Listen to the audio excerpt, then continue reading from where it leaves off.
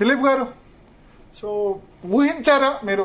కేసీఆర్ ఫ్యామిలీతో అత్యంత సన్నిహితంగా వెళ్లిన వ్యక్తి. కేసీఆర్ కు ఐస్, ఇయర్స్, నోస్ మొదటి 6 సంవత్సరాలు మొత్తం మీరే. సో ఇటువంటి పరిస్థితి వచ్చిందని ఊహించారా? ఒకటి అంటే నాకు కొంత రమేకునంత అవగాహన లేకపోయినా నాకైతే డెఫినెట్లీ మీరు అన్నట్టు కొంత మిగిలిన వాళ్ళ కంటే బెటర్ అవగాహన ఫ్యామిలీ మీద, వాళ్ళ వ్యక్తిత్వాల మీద ఉన్నది. అయితే ఈ క్రైసిస్ కానీ డిఫరెన్స్ ఆఫ్ ఒపీనియన్ కానీ మొదటి నుంచి కూడా ఉంది అక్కడ. ఆ ఫ్యామిలీ ఏం కొత్త కాదు. ఫర్ ఎగ్జాంపుల్ హరీష్ అనేవాడు ఉన్నప్పుడు వీళ్ళిద్దరు లేరు. ఆయన మీరు అన్నట్టు ఆయనకు కళ్ళు చెవులు అన్నీ ఆయనే. పార్టీ 2001 నుంచి స్టార్ట్ చేసిన దగ్గర నుంచి మొదలు పెడితే హరీష్ లేనటువంటి ఏది కూడా నిర్మాణం లేదు అందులో. చాలా కష్టపడ్డాడు, మామ కోసం నిర్మాణం చేశాడు. ఎప్పుడైతే వీళ్ళిద్దరు 2009లో అనుకుంటా 8లో వాళ్ళు వచ్చారో, వచ్చిన సందర్భంలో అక్కడ ఒక క్రైసిస్ స్టార్ట్ అయింది. ముందు హరీష్ని పక్క చెప్పారు. నెంబర్ 2 పొజిషన్లోనేమో కేటీఆర్ వచ్చాడు. ఆయన వర్కింగ్ ప్రెసిడెంట్ గా, అంతకంటే ముందు జనరల్ సెక్రటరీ ఉన్నాడు. జనరల్ సెక్రటరీగా ఉన్నప్పుడే క్రమక్రమంగా ఆ పార్టీలో ఉన్నటువంటి అడ్మినిస్ట్రేషన్ అంతా ఆయన తీసుకున్నాడు. నిజంగా నేను కూడా బయటకు పోవడానికి పోగబెట్టాడు. ఇక్కడ ఆయన నాకున్నటువంటి ప్రాక్సిమిటీ, ఆయనతో ఉన్న సాన్నిధ్యాన్ని ఆయన టాలరేట్ చేయలేపాడు. ఎందుకంటే ఈ కూతురు కొడుకు ఇద్దరు కూడా ఆయన తెలియని చెప్తే దిలీప్ అంకుల్ అడిగిన పరిస్థితి ఉండే అప్పుడు. సో ఆ సిచ్యువేషన్లో వీళ్ళిద్దరు ఒకప్పుడు పాలిటిక్స్ లో ఎంటర్ అయిదామన్నప్పుడు కొత్తగా వచ్చి ఇద్దరు ఎమ్మెల్యే సీట్లు అడిగారు. అడిగితే నాకు కేసీఆర్ చెప్పాడు, దిలీప్ ఇద్దరు ఒకటేసారి వస్తే ఉద్యమ పార్టీ, ఒకళ్ళకి ఇచ్చినా చర్చ వస్తుంది, ఇద్దరికి ఎట్లా ఇస్తాం, ఇదేదో కాస్త నువ్వు మాట్లాడితే బాగుంటుంది అన్నాడు. నేను ఫస్ట్ టైం చెప్తున్నా. అంటే నేను ఇద్దరిని విడివిడిగా మాట్లాడాను. కవిత, కేటీఆర్ ఇద్దరు ఒకటేసారి ఎమ్మెల్యేని అడిగారు. ఒక ఆయన ఎంపీ అడిగాడు కరీంనగర్కి, ఈ అమ్మాయి ఎమ్మెల్యే అడిగారు. అప్పుడు కేసీఆర్ చెప్తే నేను ఇద్దరిని విడివిడిగా మాట్లాడా. మీ ఇద్దరు పోటీ పెడితే అసలే ఉద్యమ పార్టీది అందరి కుటుంబానికి ఇస్తున్నాడని అపప్రదం మూట కట్టుకోవాల్సి వస్తుంది. కాబట్టి మీరిద్దరు మాట్లాడుకోండి, అట్లీస్ట్ ఈసారికి ఒకళ్ళే కన్ఫైన్ అయితే బెటర్ అని సలహా ఇచ్చా. తర్వాత వారం రోజుల తర్వాత కవిత నాకు వచ్చి ఏం చెప్పిందంటే, అంకుల్ నేను విత్డ్రా అయిపోతున్నా, కాంటెస్ట్ లో లేను, అన్ననే కాంటెస్ట్ చేయండి అన్నారు. అంటే అప్పుడు కేసీఆర్ ఈయన సిరిసిల్ల తీసుకెళ్లి పోటీ చేయించాడు. కరీంనగర్ చేద్దాం అనుకున్నాడు. నాకే చెప్పాడు ఆ సర్వే, ఒక 10-15 స్థానాల్లో సర్వే చేసి ఎవరు గెలుస్తారో చెప్పంటే, నేను ఆయన అడుగుతున్న కరీంనగర్లో ఇస్తే ఆయన ఊడిపోతాడు. కరీంనగర్ పార్లమెంట్ అడిగాడు. కరీంనగర్ పార్లమెంట్ అప్పుడు కేసీఆర్ లేదు, వినోద్ కుమార్ కి అప్పుడు మహబూబ్ నగర్ చేశారు కేసీఆర్. సో ఈ సీట్ అడుగుతున్నాడంటే ఆయన నాకు కేటీఆర్ అనేవాడే అన్నాడు. అందరు కరీంనగర్ నుంచి వచ్చి ప్రతి వాళ్ళు కూడా పార్టీ వాళ్ళ లీడర్స్ అంతా చెప్పారు నాకు సీట్ ఇవ్వమని. ఒక మీరే చెప్పలేదు, మీరు చెప్తే నా పని అయిపోతున్నాడు. ఆ పొజిషన్ మీరు చెప్పిన అంత క్లోజ్ ఉంటుంది కేసీఆర్. అయితే నవీన్ అన్న నేను చెప్పడానికి ఒక కారణం ఉంది, నేను చెప్తాను నీకు విదిన్ 1 వీక్ అని రిపోర్ట్ వచ్చింది నాకు సర్వే. ఆ రిపోర్ట్ లో బీఆర్ఎస్ అప్పటి టీఆర్ఎస్ ఓడిపోతుందని ఉంది కరీంనగర్ స్థానం. అది నేను కేసీఆర్కి ఇచ్చా. కేసీఆర్ పిలిపించాడు, కేటీఆర్ పిలిపించాడు. అంకుల్ సర్వే చేయించి రిపోర్ట్ వస్తుంది కళ్ళ ముందు, నువ్వు పోతే ఓడిపోతావు అని వస్తుంది, ఇక్కడ నువ్వు వెంటనే సిరిసిలోకి వెళ్ళిపోవాలి. అక్కడ కేకే మీద దెబ్బ తగిలింది. ఆ డెసిషన్ తీసుకుంటే కేకేకి దెబ్బ తగిలింది. ఈయన కొత్తగా వచ్చాడు అప్పుడు. కేకేనో ఆల్రెడీ అక్కడ ఎస్టాబ్లిష్ అయినటువంటి లీడర్, చాలా రోజులు కష్టపడుతూ ఉన్నాడు. ఆ కేకేకి దెబ్బ తగిలి ఈయన ఎమ్మెల్యేకి గెలిచాడు. నేను అన్న ప్రకారం అక్కడ ఇక్కడ ఒకటి, ఇప్పుడు మీరు ఐస్, కళ్ళు, ముక్కు, చెవులుగా కేసీఆర్ కు మీరు ఉన్నారు. సో అక్కడ ఇప్పుడు ఆ పొజిషన్ లో సంతోష్ ఉన్నారు కదా? అంతే కదా, మొదలుచున్నాడు సంతోష్. ఢిల్లీలో ఆయన మంత్రి ఎప్పుడైతే పదవి బాధ్యతలు చేపట్టాడో, వీళ్ళంతా హైదరాబాద్ నుంచి ఆపరేట్ చేస్తుంది కదా, అక్కడ ఎవరు ఉంటారు ఇక సంతోష్ తప్ప. సో సంతోష్ కి కూడా ఇంపార్టెన్స్ ఉండింది అప్పుడు. కానీ పొలిటికల్ గా అంత ఇంటర్ఫరెన్స్ లేకుండా ఆయన కలవాలన్నా అపాయింట్మెంట్స్ కానీ సంతోషే. అక్కడ జస్ట్ ఒక్క నిమిషం చెప్తాది. అప్పుడేమైంది, బోయినపల్లి వినోద్కి ఇచ్చారు. అక్కడ నా సర్వే ప్రకారం బోయినపల్లి వినోద్ ఓడిపోతారని నిజంగా ఓడిపోయాడు. ఈయన ఎమర్జీ అయ్యాడు ఒక లీడర్ గా. ఈ కవిత ఎందుకు చెప్తున్నా అంటే, అప్పుడు వదిలినా, నాకు అవసరం లేదు ఆయన చేసుకోమంటే అన్ననే అన్నామే. తర్వాత జాగృతిని ఎస్టాబ్లిష్ చేసింది. ఆ జాగృతిని ప్యారలల్ గా బీఆర్ఎస్ లాగా ఎస్టాబ్లిష్ చేసింది, టీఆర్ఎస్ లాగా. అసలు టీఆర్ఎస్ కే కమిటీలు లేని దగ్గర జాగృతి కమిటీలు పెట్టింది. ఎంత పవర్ఫుల్ గా ఎమర్జీ చేసింది జాగృతి అనే సంస్థను అంటే, ఆఖరికి కేసీఆర్ కూడా ఆమెను ఓవర్లుక్ చేసే పరిస్థితి లేదు. ఆ క్రమంలో నేను తర్వాత వెళ్ళిపోయాయి, దాంట్లో లేరు.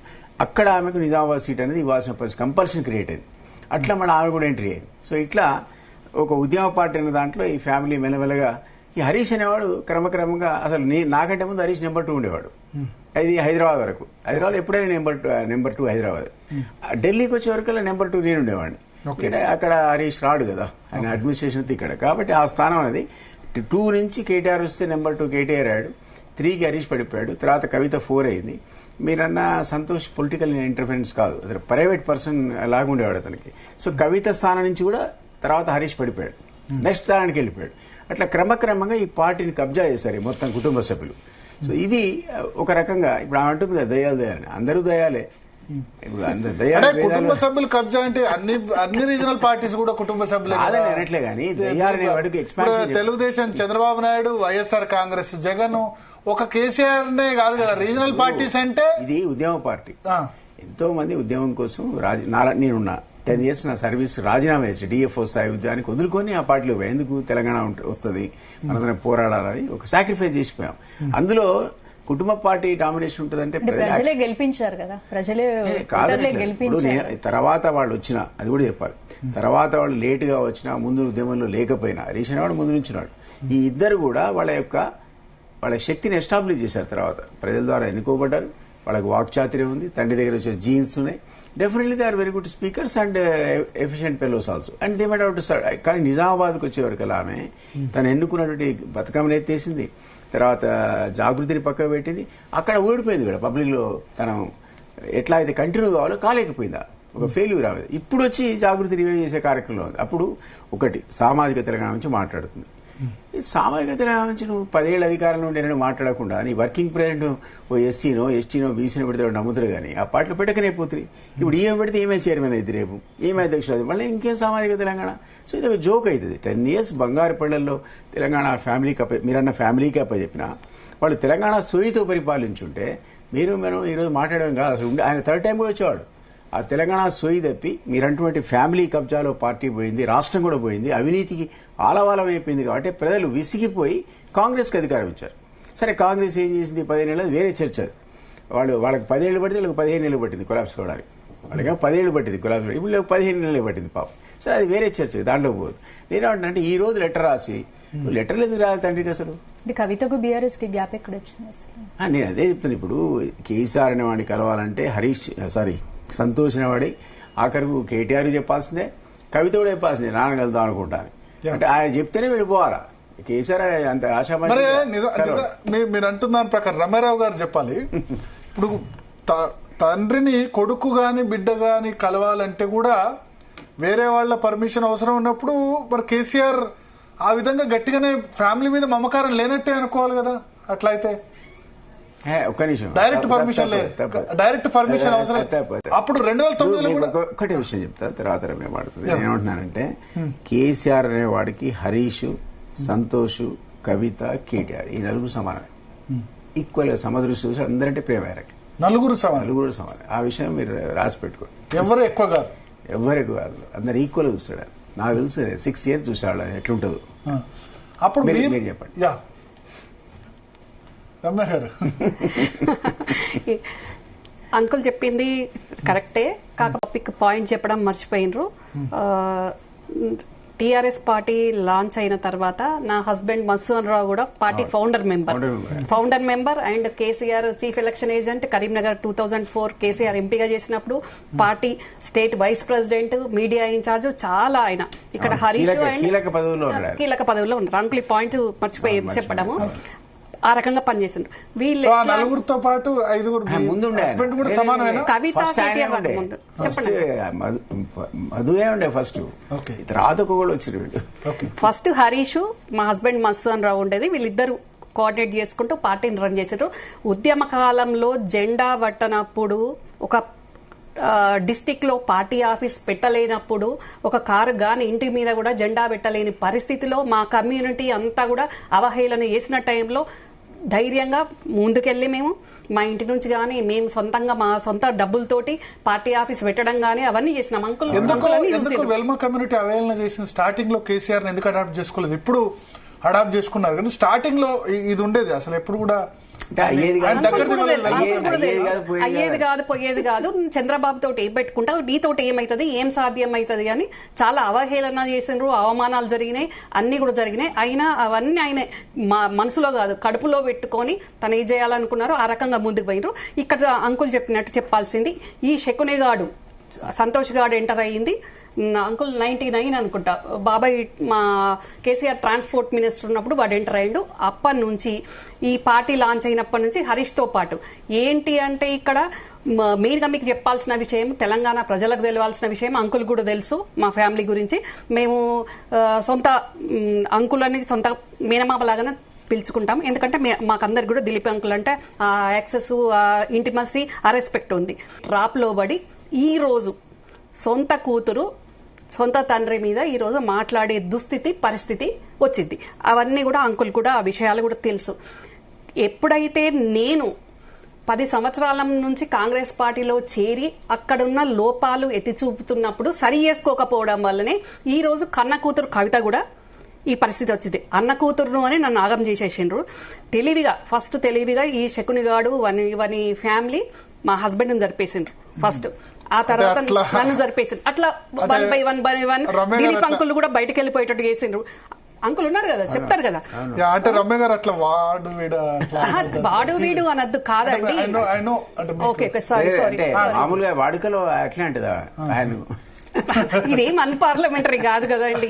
అంటే ఇప్పుడు మేము ఎంత నష్టపోయినాం, ఎంత కష్టపడ్డాం. నేను కూడా 10 సంవత్సరాల నుంచి తెలంగాణ ప్రజలకు కానివ్వండి, మా కమ్యూనిటీ ముందు కానివ్వండి, ఒక అన్న కూతురు ఈ రకంగా ఎందుకు మాట్లాడుతుంది, ఎందుకు విభేదిస్తుంది కేసీఆర్ ను అని నేను ఎన్ని అవమానాలు ఎదుర్కొన్నా, నేను ఎంత కష్టపడ్డా, ఎంత నష్టపోయినా అనేది నాకు తెలుసు. కాబట్టి జస్ట్ నేను వాడు అన్నా. కానీ వాడు చేసిన వికృతమైన చేష్టలు, నీచమైన చేష్టలు ఎన్ని ఉన్నాయో మాకు తెలుసు అండి. అనుభవించిన మాలాంటి వాళ్ళకి తెలుసు. జస్ట్ వాడు అన్నదే మీకు కనిపిస్తుంది, కానీ వాడు చేసిన అష్టదరిద్రం పనులు ఈ రోజు ఒక కల్వకుంట్ల ఆడపిల్లను జైలుకు పోయి వచ్చే పరిస్థితి ఈ రోజు కవిత మాట్లాడే దుస్థితి తెచ్చింది అంటే వాడి వల్లనే. డెఫినెట్ గా ఇది వీడు చేసే నీచ నికృష్ట పనులు కేసీఆర్ వరకు రీచ్ అవ్వవు. రీచ్ కాకుండా అంతా మేనేజ్మెంట్ చేసేదే శోభమ్మ. అక్కడ అసలు సూత్రధారి రిమోట్ అంతా కరీంనగర్ లో శశికళ దగ్గర ఉంటారు. ఆ శశికళ అన్నట్టు ఆమె సంతోష్ వాళ్ళ అమ్మ, మందర పాత్ర ఆమె పోషిస్తుంది, ఈ శోభమ్మ వింటది. ఈ పరిస్థితి ఈ రోజు దాపురించింది. ఈ రోజు పోనీ నేను అన్న కూతురును నేను విభేదించిన బయటకు వచ్చిన ఈ రోజు కన్న కూతురు ఎందుకు మాట్లాడాల్సిన పరిస్థితి వచ్చింది అంటే అక్కడ లోపాలు ఉంటేనే కదా కవిత కూడా మాట్లాడుతుంది. ఆ లోపాలు నేను చెప్పినప్పుడు ఎందుకు సవరించుకోలేకపోయినరు అంటే ఇప్పుడు అన్న కూతురు కన్న కూతురు కంటే ఎవడో అవతలవాడు అంత దగ్గరైపోయిందా అంటే వానికి ఎవరు ఇస్తున్నారు ఇంపార్టెన్స్? ఇక్కడ పెద్దమ్మ ఇంపార్టెన్స్ తోటే కదా ఈ రోజు ఒక అన్న కూతురు ఒక సొంత కూతురు ఇద్దరు ఆడపిల్లలు నెట్టేసినంత పని చేస్తున్నారు. ఎందుకు వచ్చింది ఈ పరిస్థితి? దేనికోసం? ఈ రోజు తెలంగాణ ప్రజలందరూ కూడా తెలుసుకోవాలి. ముఖ్యంగా ఈ రోజు బీఆర్ఎస్ పార్టీల పనిచేసే మహిళలు గాని లీడర్లు గాని అందరూ కూడా గమనించుకోవాలి. ఇంటి ఆడపిల్లలకు ఈ రోజు మాకే ఈ దుస్థితి వచ్చిందంటే రేపు 2001 నుంచి పార్టీలో జెండా మోసిన వాళ్లకు ఇది వరకు అతిగతి లేదు. అంకుల్ లాంటి వాళ్ళు మా లాంటి వాళ్ళం ఆగమైపోయినాం. నమ్ముకొని ఉన్న వాళ్ళు రేపేం చేస్తాడో, పెద్ద మనిషి రేపేం చేస్తాడో అని స్టిల్ అప్పటి నుంచి ఇప్పటికి జర్నీ చేస్తున్న వాళ్ళు, ఏమి కాకుండా పోయిన వాళ్ళు ఎంతమంది ఉన్నారు? అంటే మీరు అన్నది మీ పరిస్థితే కవితకు సేమ్ రిపీట్ అయిందంటారు, వచ్చిందంటారా? అసలు ఇప్పుడు కవిత లిక్కర్ స్కామ్ చేసింది అనేది ఇప్పుడు వరల్డ్ వైడ్ గా అందరు మాట్లాడుకున్నారు, తెలిసింది, జైలుకు పోయింది, వచ్చింది. కానీ ఆ స్కామ్ చేసేటట్టు ప్రేరేపించింది ఎవరు? తెలివిగా కవితను తిహార్ జైలుకు పోయే పరిస్థితి కల్పించింది ఈ నీచుడు, ఈ నికృష్టుడు, ఈ శకునిగాడు, ఆ శకునిగాని ఫ్యామిలీ. ఎందుకంటే ఇప్పుడు మీడియా ముందు మాట్లాడితే ఫ్యామిలీ అన్ని బయట పెడతాది అంటారు, కానీ అంటే ఆ శకునిగాడి ఫ్యామిలీ ఎంత తెలివిగా మమ్మల్ని వాళ్ళు గెటాన్ అవ్వడానికి, మా ఆడపిల్లలను ఎంత అన్యాయంగా ఏ రకంగా ట్రాప్ చేస్తారు, ఏ రకంగా సైడ్ చేస్తారు అనేది ఫేస్ చేసినా మాకు తెలుసండి. అన్ని కూడా మీడియా ముందు మేము చెప్పలేం కదా. అంటే మీ ఆవేదన అర్థం చేసుకోగలను, బట్ ఎందుకంటే మీడియాలో మనం కొంచెం అన్పార్లమెంటరీ మీకు ఇబ్బంది కలిగి ఉండొచ్చు పర్సనల్ గా కానీ దాని విధంగా కానీ, బట్ ఓకే అర్థమైంది. బట్ ఐ నో అంటే మీరు ఎమోషనల్ అవుతున్నారు, బట్ సఫర్ అయింది. ఇప్పుడు ఎమోషనల్ కాదు భరత్ గారు, సర్వీస్ చేసినాం, పార్టీకి సాక్రిఫైస్ చేసినాం, ఎన్ని రకాలుగా చేయను అన్ని రకాలుగా చేసినాం. అంకుల్ లాంటి వాళ్ళు, మా లాంటి వాళ్ళు, ఇంకా ఇక్కడ కనపడని చాలా మంది కేసీఆర్ ను ప్రతి ఒక్కరు కుటుంబ సభ్యుడు అనుకున్నారు, ఓన్ చేసుకున్నారు. ఆయన ఉంటే చాలు, ఆయన ఎదుగుతా ఒక మర్రి చెట్టు లాగా, ఆ మర్రి చెట్టు నీడలు ఉంటాము అనుకున్నాం. కానీ మేము ముందుగానే మాకు ఇది కావాలి అది కావాలి అని మేమేం మాట్లాడుకొని కమిట్మెంట్ తీసుకొని కేసీఆర్ తోటి పనిచేయలేదు. ఇక్కడ నేను చెప్పడం కాదు, అంకుల్ కూడా ఆ విషయం తెలుసు. ఇప్పుడు మరి ఆగమైపోయిన వాళ్ళు ఎంతమంది ఉన్నారు, పార్టీ జెండా మోసిన వాళ్ళు, అసలు చెమటోడ్చకుండా ఈ రోజు రాజ్యసభలు తీసుకొని ఈ రోజు ఇంటి ఆడపిల్లను బయటికి నెట్టేసేటట్టు ఎవరు చేస్తున్నారు వ్యవహారం, ఎందుకు చేస్తున్నారు, మరి వాళ్లకు ఎందుకు మద్దతు ఇస్తున్నారు. మరి ఈ రోజు తెలంగాణ సమాజం ముందు ఆడబిడ్డలను అవమానాల పాలు చేసుకుంటూ ఆడబిడ్డలను దోషులుగా చేసే పరిస్థితి ఎవరి వల్ల వచ్చింది. కవితకు కూడా నేను ఇక్కడ నుంచి సూటిగా చెప్తున్నా, నేను ఎట్లయితే శకుని వల్ల ఇబ్బంది అయింది, వాడి వల్ల నాశనం అయిపోతుంది కుటుంబం గాని, పార్టీ గాని, ప్రభుత్వం గాని అని ఎప్పటికప్పుడు నేను కాంగ్రెస్ లో ఉండి కూడా చెప్పినా, కవిత కూడా ఈ రోజు నిన్న ఇచ్చిన స్టేట్మెంట్ లో దయ్యాలు, మా నాన్న చుట్టూ దయ్యాలు ఉన్నాయి, మా నాన్న దేవుడు అంది. ఆ దయ్యాల పేర్లు నువ్వు డైరెక్ట్ గా కేసీఆర్ ను కూడా రాజకీయ నాయకులు అన్నప్పుడు చెప్పాలి. కేసీఆర్ ను కూడా ఎవరైనా ఇన్ఫ్లుయెన్స్ చేయగలుగుతారా అలాగా? ఫర్ ఎగ్జాంపుల్ మీకు చెప్తానండి, తమిళనాడులో జయలలిత గారు ఒక మంచి, ఆమె హీరోయిన్, మంచి లీడరు, మంచి ముఖ్యమంత్రి, మంచి అడ్మినిస్ట్రేటర్. అట్లాంటి ఆమెనే అక్కడ ఒక శశికళ ట్రాప్ లో పడి లాస్ట్ కు చనిపోయే ముందు కొన్ని మంచినీళ్ళు ఇవ్వండి అని అడిగే పరిస్థితిలో పడిపోయారు. నేను 2017లో కాంగ్రెస్ పార్టీ అధికార ప్రతినిధిగా ఈ రోజు తమ్ముడు సామారాము అని చెప్పింది నేను 2017లోనే చెప్పిందండి. సేమ్ జయలలితకు పట్టిన గతే ఇక్కడ పట్టబోతుంది, అక్కడ జరిగిన పరిస్థితే ఇక్కడ జరగబోతుంది అని 9 సంవత్సరాల కిందనే నేను చెప్పిందండి. అంటే అట్లా కాదు కదా, ఇప్పుడు కేసీఆర్ అంత బలహీనుడా? ఎవరో చెప్తే అడ్జెసెంట.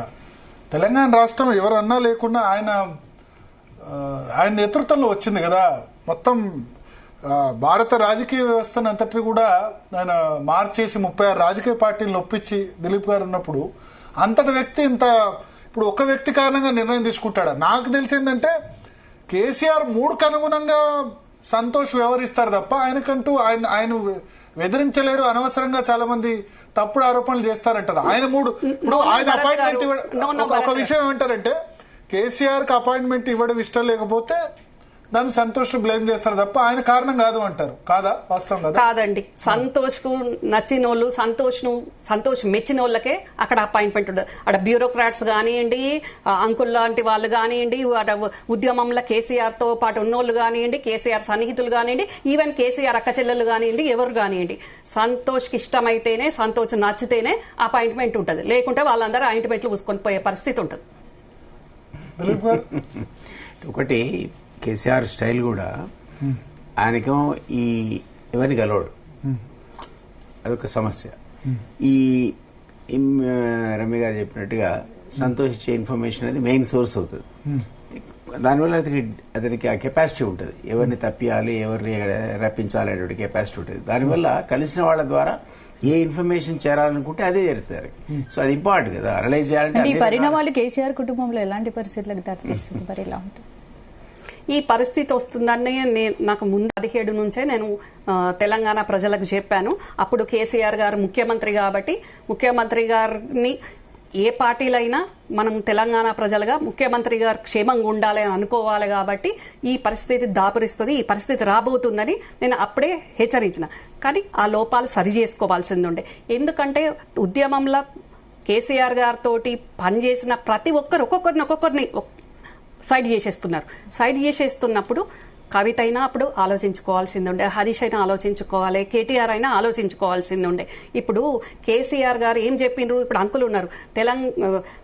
టీఆర్ఎస్ పార్టీ లాంచ్ అయినాక ఫస్ట్ మీటింగ్ కరీంనగర్ లో సింహగర్జనలో మియా బీబీ బేటా బేటీ అమెరికాలో ఉన్నారు, నా పిల్లలు రారు, నేను నా ముసల్ది పావుసేరు వండుకుంటే చాలు అన్నప్పుడు కేసీఆర్ నాకు సొంత బాబాయ్ కాబట్టి ఆయన నేచర్ తెలుసు. మా ఎవరిని కూడా టీఆర్ఎస్ పార్టీలో మీరు జెండా పట్టుకోండి, మీరు పార్టీలకు రండి, మీరు పనిచేయండి అని ఏ రోజు ఆయన చెప్పలేదు. ఎవరికి వాళ్ళు ఇన్వాల్వ్ అయినారు. ఇక్కడ కవిత, కేటీఆర్ అనేటోళ్ళు కూడా, కవిత ఇంట్రెస్ట్ గా వచ్చింది, ఇన్వాల్వ్ అయింది. కానీ కేటీఆర్ అనేటోడు మొన్న మీ జీ న్యూస్ లో భరత్ గారికి చెప్పంగానే విన్నా, యాక్సిడెంటల్ గా నేను రావాల్సి వచ్చింది 2006 అని కేటీఆర్ చెప్పాడు.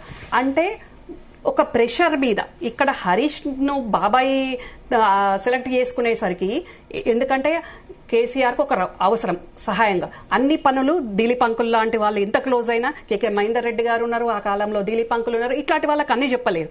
మీనల్లుడికైతే కొంచెం ఫ్రీనెస్ ఉంటుంది, ఇంటిమసీ ఉంటుంది కాబట్టి పిఏ లాగా అట్లా పెట్టుకుందామని హరీష్ ను పెట్టుకున్నారు. దానికి నేను ఎవరైతే చెప్పినో ఈ శశికళ ఫ్యామిలీ, శకున్ గాని ఫ్యామిలీ ఎక్కడ హైజాక్ చేస్తారో హరీష్ మేమందరము అనే ఒక పిచ్చి అభద్రతతోటి, అభద్రత కంటే ముఖ్యంగా కూడా వాళ్ళది నడవదు అనే ఉద్దేశంలో ఇక్కడ వీళ్ళను ఇన్వాల్వ్ చేసేసి ఈ రోజు తన్నుక చచ్చే పరిస్థితి వచ్చింది. మా మేనత్త ఒక ఆమె చనిపోయిన ఆమె అన్నది కూడా 2 years బ్యాక్. మా బాబాయ్ పార్టీ కేసీఆర్ పార్టీ పెట్టినాక పార్టీ అని పెట్టిండు, చాట్ల తౌడు పోసిండు, కుక్కలు కొట్లాడుకుంటున్నట్టు కొట్లాడుకుంటారు వీళ్ళు అన్నదే నడుస్తుంది ఈ రోజు. కానీ ఒక్క ఫ్యామిలీ వల్ల ఇది ఈ కుటుంబ సమస్య కాకుండా ఈ రోజు ఇది తెలంగాణ సమస్య లెక్క ఒక పార్టీని నమ్ముకొని ఉద్యమ జెండా మోసిన వాళ్ళందరికీ కూడా ఈ రోజు అయోమయం.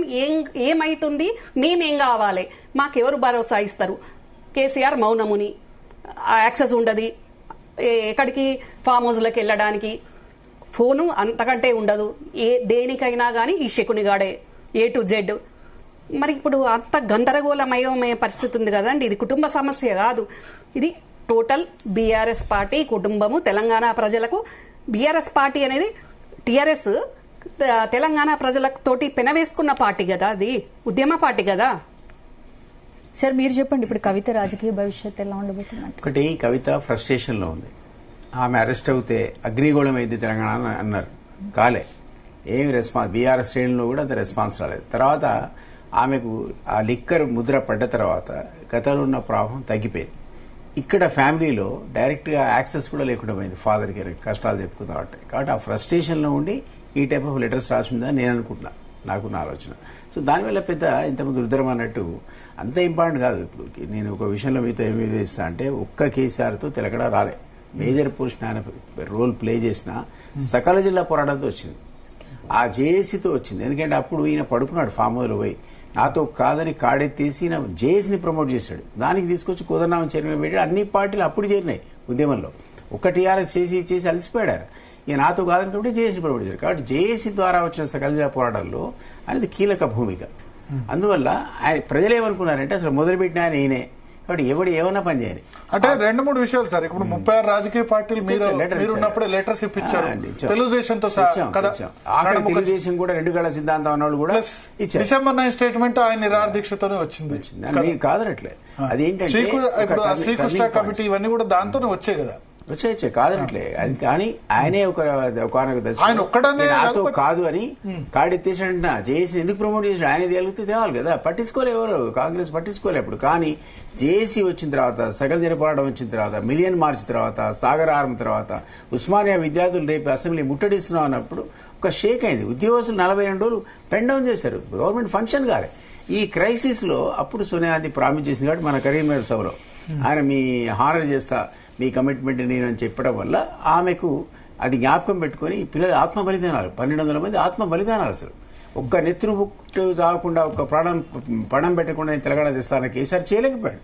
అది కాంగ్రెస్ ను కలిసివేసింది. సోనియా గాంధీ తన అన్న మాట కట్టుబడి ఇచ్చింది. కాబట్టి ఇవన్నీ సో మెనీ ఫ్యాక్టర్స్ ఆయన కూడా కాదు. కానీ క్రెడిట్ మాత్రం మీరు అన్నట్టు ఆయన ముందు లీడ్ చేశాడు కాబట్టి అతనికి పోయింది. అది పొలిటికల్ గా మలుచుకున్నాడు ప్రతి సందర్భంలో. ఇంతకుముందు అన్నట్టు ఓసారి కేసీఆర్ అన్నాడు కాంగ్రెస్ తో అలయన్స్, ఇంకోసారి టీడీపీతో అలయన్స్, సిపిఐతో అలయన్స్, సిపిఎంతో అలయన్స్. కానీ ఎప్పుడైతే తెలంగాణ ఏర్పడదో అప్పుడు ఆయన ఎవరి దగ్గర కూడా రాలేదు, ఫోన్ కూడా ఎత్తలేదు. ఆయనే ఒక్కడే తిరిగి ఆ పార్టీని గెలిపించుకునే ప్రయత్నం చేశాడు, సక్సెస్ అయ్యాడు. అట్లా కలిసి వచ్చింది దానికి. ఆ తర్వాత పార్టీ డిమాలిష్ చేశాడు, చేసి ఇంకా పెంచుకోండి, కన్సాలిడేషన్ చేసుకోండి. ఒక తెలివిగా ఆయన ఒక వ్యూహకర్త కదా. ఆల్ సైడ్ అంటే ఎన్ని తిట్టినా పొలిటికల్ గా అతను వ్యూహకర్త. ఆ వ్యూహం ప్రకారం నాకు దిగ్విజయ్ సింగ్ చెప్పాడు, తెలంగాణ ఇచ్చిన తర్వాత అలయన్స్ పెట్టుకుందాం అని ఫోన్ చేస్తే మీ వాడు 40 times ఫోన్ ఎత్తలేదు, లేపన్నాడు. నువ్వు ఒకసారి నాకు కలుపన్నాడు. అప్పటికి ఇంకా నేను ఆయనతో క్లోజ్ గానే ఉంటున్నా అనుకోని నేను ట్రై చేస్తే సంతోష్ ఎత్తాడు. సంతోష్ అంటే ఒక 2 minutes లో మీకు మాట్లాడిస్తానంటే తర్వాత స్విచ్ ఆఫ్ చేశాడు. హరీష్ అన్నాడు, అన్న ఇక్కడే ఉన్న సార్ దగ్గర నేను ఒక్కసారి మాట్లాడిస్తా ఉండండి అన్నాడు. అతను స్విచ్ ఆఫ్ చేశాడు. అంటే they didn't want to discuss with anybody. Telangana వచ్చిన తర్వాత జ్ఞాపకం ఉంది కదా, తెలంగాణ ప్రకటన తర్వాత ఎలక్షన్స్ పోయాం జూన్లో, అంతే కదా. జూన్లో ఏర్పడ్డది, తర్వాత ఎలక్షన్స్ వచ్చాయి 3-4 months. అది దీంట్లో ఫిబ్రవరి 20లో బిల్ పాస్ అయింది, ఎలక్షన్ ఏప్రిల్ 30 అప్పుడైంది కదా. కానీ తెలంగాణ అపాయింటెడ్ డే మాత్రం జూన్ 2 ప్రమాణ స్వీకారం. అదే అప్పటికి రిజల్ట్ వచ్చింది. అప్పటికి ఫిబ్రవరి 20 ఇతర ఏప్రిల్ 30 పోలింగ్. అప్పటి వరకు ఇతర పార్టీల డోర్స్ నాక్ చేసి ఎవరితోనైనా ఇది అంటారు కదా, అన్నాడుగా ఇది గొంగడి పురుగునైనా ముద్దు పెట్టుకుంటామనే కేసీఆర్ ఇదే పద్ధతిలో ఎవరితో కాంటాక్ట్ లో కూడా రాలే. ఈ refuse to talk to people because ఈ అండర్స్టూడ్ అప్పుడు పొలిటికల్ సిచ్యువేషన్ లో మాకు అడ్వాంటేజ్ ఉంది. ఒకటే అంటే దిలీప్ గారు, ఇప్పుడు మీరు అన్నారు కరీంనగర్ లో లేకపోతే ఇద్దరిట్లో ఎవరో ఒకళ్ళని అప్పుడు అయిపోయింది, కంటెస్ట్ చేయాలి, తేల్చుకోమని మీకు చెప్పారు. ఆమె నాతో అన్న చేస్తున్నాడు, నేను చేయట్లేదు, తేల్చుకోమని చెప్పారు కదా. సో ఇప్పుడు ఎంత పొలిటికల్ గా అదైనా సరే ఆయనతో మాట్లాడని కూడా చాలా మంది భయపడతారు, గజగజ వణుకుతారు, కొడుకులైనా బిడ్డలైనా ఎవరైనా సరే. కూతురు కొడుకే నన్ను అడిగారంటుంటే మీరు ఒక మాట చెప్పండి మా నాన్నగారు. సో మరి ఆయన ఆ విధంగా ప్రియారిటీ ఇవ్వనట్టే కదా అని నేను అంటా. అట్లా ఉండదు అట్లా. ఇప్పుడు వాత్సల్యానికి సంబంధించిన వరకు వాళ్ళు ఎవరు తేడా లేదని అందరినీ సమానంగా చూస్తాడు. ఎవరిది వింటాడు వినడానికి దేవుడికి తెలుసు. ఆయనతో మాట్లాడాలంటే కూడా డైరెక్ట్ గా వెళ్ళి మాట్లాడే మీకు చిన్న ఎగ్జాంపుల్ చెప్తా అండి. ఇప్పుడు చాలా మంది అంటారు, చిన్న ఎగ్జాంపుల్ చెప్తా ఎట్లాంటి సైకాలజీ అంటే, ఒకరోజు నేను ఆఫీస్లో కూర్చున్నా, సార్ సోనియా దగ్గర మాట్లాడతారట, తెలంగాణ పీక్ లో ఉంది, ఉద్యమం మనం పీక్ లో ఉన్నాం అన్నాడు, రేపు మాట్లాడతాను చెప్పాడు. Can you imagine that you do that? గంట తర్వాత ఫోన్ చేశాడు, ఇంటర్కమ్ ఎక్కడో తెలియపన్నాడు, సార్ నేను ఆఫీస్లో కూర్చొని పని చేసుకున్నాను. అంటే ఏం చేస్తున్నాడు అంటే, డిఫెన్స్ డిప్యూటీ సెక్రటరీ వచ్చాడు సార్, మిత్రుడు రణ్బీర్ సింగ్ అని పేరు, నాతో మాట్లాడుతున్నాడు. అంటే ఇద్దరు డేస్ లోపల అన్నాడు. రణ్బీర్ సింగ్ తో కలవడం ఏంటి, సూర్యాంధ్ర రేపు మాట్లాడడం ఏంటి? అది ఆయన సైకాలజీ. అది ఓకే. ఆ గంట సేపు మాట్లాడాడు డిఫెన్స్, అదే డిప్యూటీ సెక్రటరీ డిఫెన్స్ తో గంట మాట్లాడారు. మరి మళ్ళీ సోనియా గాంధీ మాట్లాడు ఎన్నోసార్లు పోయాం కానీ ఆ టైం అంతే, ఆ మూడు ఐ డోంట్ రేపు మాట్లాడతాను చెప్పారు. సాధ్యమా? మీరు నేను చేస్తావా ఆ ఉద్యమ కాలంలో? అదే ఆయన స్టైల్ అంటున్నా. అంటే ఇప్పటి వరకు కవిత ఎపిసోడ్ పై బీఆర్ఎస్ నేతలు ఒక స్పష్టమైన ప్రకటన చేయకపోవడాన్ని ఎలా చూడొచ్చు? అంటే ఈ రోజు హరీష్ రావు ప్రెస్ మీట్ కూడా క్యాన్సిల్ అయింది కదా, దాని వెనుక కారణం ఈ ఎపిసోడ్ లో వాళ్ళకున్న రూల్ ఏంటి అసలు? It is a open letter issued by Kavitha to be directly to the KCR. అందులో మీరు ఏలు పెడితే కాలిపోతుంది. కాబట్టి తండ్రి దేవుడని అంటున్నారు కదా ఆమె, రమ్యారావు గారు తండ్రి దేవుడని చెప్తున్నారు. తండ్రి మీద కోపం లేదు ఆమెకు. గతంలో కూడా స్టేట్మెంట్ ఇచ్చింది, మా నాన్న బోరాశంకరుడు. కానీ ఒకటి ఇప్పుడు గతంలో బోరాశంకరుడు స్టేట్మెంట్ ఇచ్చింది చాలా అంటే. కానీ ఒకటి అంటాను ఏంటంటే, కవితకి చాలా అవకాశాలు ఇచ్చారని అంటారు బీఆర్ఎస్ నేతలు. ఎంపీగా అవకాశం ఇచ్చారు, ఎంపీగా ఓడిపోయింది, ఓడిపోయిన తర్వాత ఎమ్మెల్సీగా అవకాశం ఇచ్చారు. ఇంకేం చేయాలి అంతకంటే ఎక్కువ? కరెక్టేనండి. మరి కవిత జాగ్ వచ్చింది 2006 లా. వచ్చినప్పుడు అప్పుడే వద్దు, నేను ఏదైతే సీమార్జనలు చెప్పినో ఆ మాటకే కట్టుబడి ఉంటా, స్ట్రిక్ట్ గా ఎవరు ఇన్వాల్వ్ కావద్దు అని అప్పుడే ఆపాల్సింది ఉండే కేసీఆర్ గారు. ఆపలేదు. ఈమె జాగృతి అని స్టార్ట్ చేసింది, జాగృతి రన్ చేస్తుంది. జాగృతి నడపడం కూడా అక్కడ కొందరికి ఇష్టం లేకుండే, అయినా కవిత మొండిగా వినకుండా జాగృతి ఎస్టాబ్లిష్ చేసుకుంది. ఇప్పుడు అంకుల్ చెప్పినట్టు అది నడిచిన తర్వాత తన టికెట్ అడిగినప్పుడు అంకుల్ చెప్పినట్టు 2009లో అన్నకే ఓని అనుకుంది, 14లో అడిగి తీసుకుంది. ఆ 14లో కూడా వద్దు అని వ్యతిరేకించిన వాళ్ళు ఉన్నా కానీ మొండిపట్టు బట్టి తీసుకుంది. అప్పుడున్న వేవ్లో ఫస్ట్ టైం గెలిచింది. మరి అట్లా అంటే ఇప్పుడు అంతో ఇంతో బీఆర్ఎస్ కు హెల్ప్ చేసినట్టే కవిత, అంతే కదా అంకుల్? జాగృతి ద్వారా జాగృతి తనది కాబట్టి, తన సంస్థ కాబట్టి ఎట్లా నడుపుకున్నా గానీ అసోసియేట్ టు టీఆర్ఎస్. అప్పుడు మరి నేను ఇన్ని చేస్తే నాకు పెట్టేస్తున్నారు, నాకు మా నాన్నతోటి మాట్లాడుకోనియరు, పార్టీలో ప్రియారిటీ దిక్కు లేదు. మరి వీడు సంతోష్ గాడు ఏంది, వీడెవడు? అదే అన్న కేటీఆర్ కి ఇస్తారు, బావ హరీష్ కి ఇస్తారు, సంతోష్ గాడు మందు బిల్లలు ఇచ్చినందుకే వానికి రాజ్యసభ ఇస్తారు, వాడే మొత్తం హోల్ అండ్ సోలు. ఏ చిన్న మంత్రికి ఫోన్ చేసుకోవాలనుకున్నా, ఏ చిన్న ఆఫీసర్ కు ఫోన్ చేయాలన్నా, పని చేయించుకోవాలన్నా మళ్ళా సంతోష్ గారి నుంచి ఫోన్ పోతేనే కవితకు పని అయ్యే పరిస్థితి ఉండే.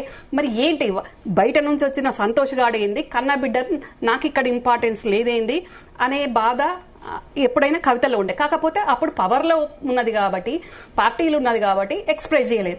ఎప్పుడైతే జైలుకు వెళ్లి వచ్చిందో ఆ స్కామ్ లో ఇన్వాల్వ్ చేయించిన దే సంతోష్ శకుని. అవునండి, ఆయనే చేయించాడు. తెలుసు, మాకు తెలుసు కదండి, కుటుంబ సభ్యులుగా సంతోష ఇన్వాల్వ్ చేయించాడు. ఈ జైలుకు ఒక కవితను ఒక ఎట్లా అంటే హిప్నటైజ్ చేసినట్టు ట్రాన్స్ జాతీయ పార్టీలో